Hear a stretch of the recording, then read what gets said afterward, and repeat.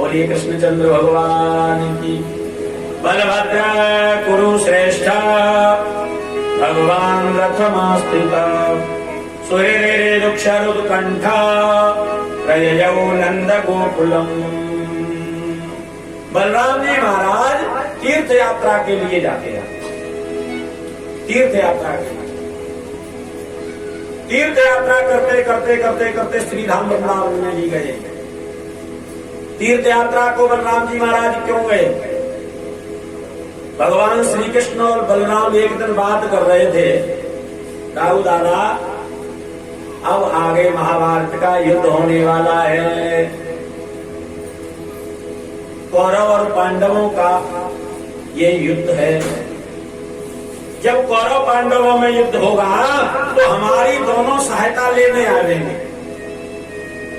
अर्जुन भी आएगा और दुर्योधन भी आएगा।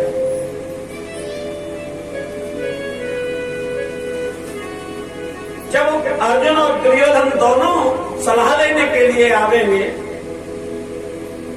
और हमें सहायता भी देनी पड़ेगी।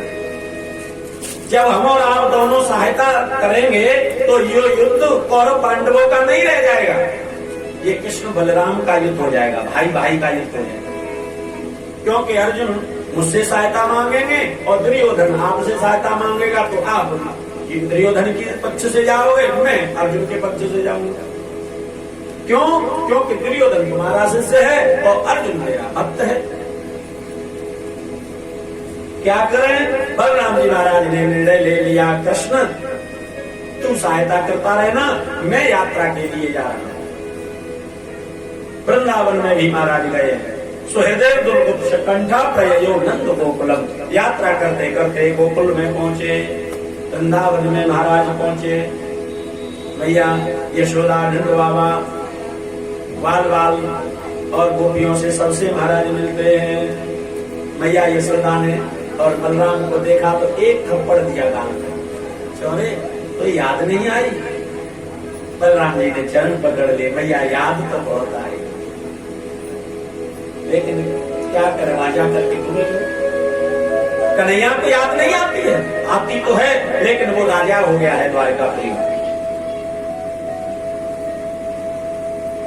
कृष्ण बलराम की दोनों की कुशल क्षेम ले रहे हैं बलराम जी से।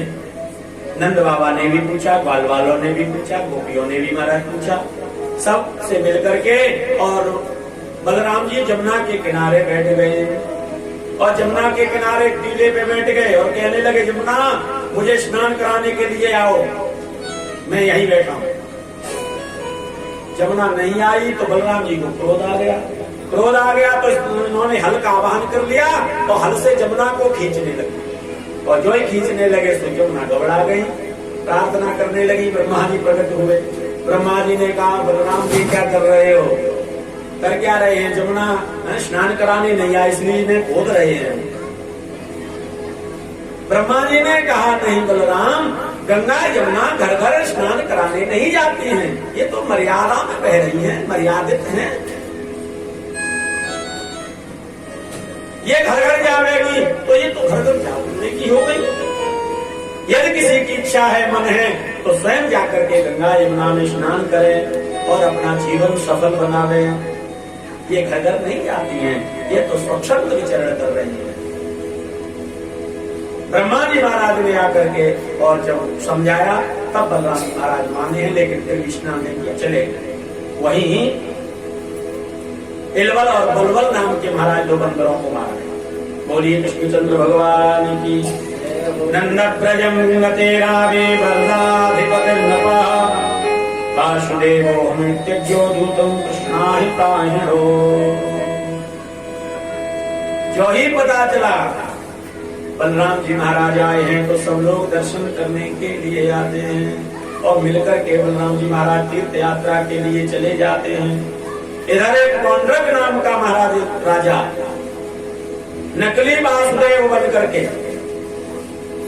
नकली द्वारकाधीश बन करके, चार भुजाएं महाराज लगा करके, अपने दो तो थी ही और दो काट की बना ली और चार भुजाएं महाराज बना करके और एक नगरी समुद्र के अंदर बसा करके कहने लगा, मैं द्वारकाधीश हूं, मैं असली द्वारकाधीश हूं।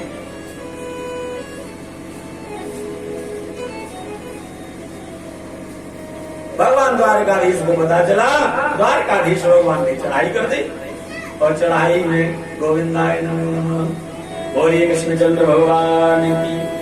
नरकस्य सखा कस्य द्विविधो नाम वानर सुग्रीव सचिव सोत घाता विंध्यस्य वीर्यवान। द्विविध नाम का महाराज वानर सुग्रीव के और सचिव का महाराज पुत्र था। ये भी आकर के भगवान से लड़ने लगे, खुरापात करने लगा। भगवान श्री कृष्ण ने गोविंदाय नमो नमः कर दी। जय शब्दो नमः शब्दो साधु साधुचांबरे सुरसिद्ध मुनीन्द्राणाम आसीत कुसुम वर्षिणाम। जय जयकार होने लगी, फूलों की वर्षा। बोलिए कृष्णचंद्र भगवान की जय हो, द्वारकाधीश भगवान की जय हो। एक बार का चित्र नारद जी महाराज भगवान की दिनचर्या को देखने के लिए जाते हैं। भगवान का दर्शन करने, द्वारकाधीश का दर्शन करने द्वारकापुरी जाते हैं। नारद जी महाराज ने विचार किया कि एक बार मेरा विवाह करने का मन आया था, एक बार, और एक बार विवाह करने का मन आया तो बंदर का मुंह नारद जी महाराज का हो गया था। माने भगवान ने बंदर का मुंह दे दिया था। भगवान के पास में पहुंच गए थे ना कि मुझे सुंदरता देता है। जय विद होय नाथ तो मोरा करहु शिव मैं विवाह करने जा रहा हूँ, विवाह की इच्छा है मेरी, तो भगवान ने बंदर बना दिया। तो नारद जी महाराज विचार करने लगे, एक विवाह के लिए मुझे बंदर का रूप धारण करना पड़ा, माना बंदर बन गया था।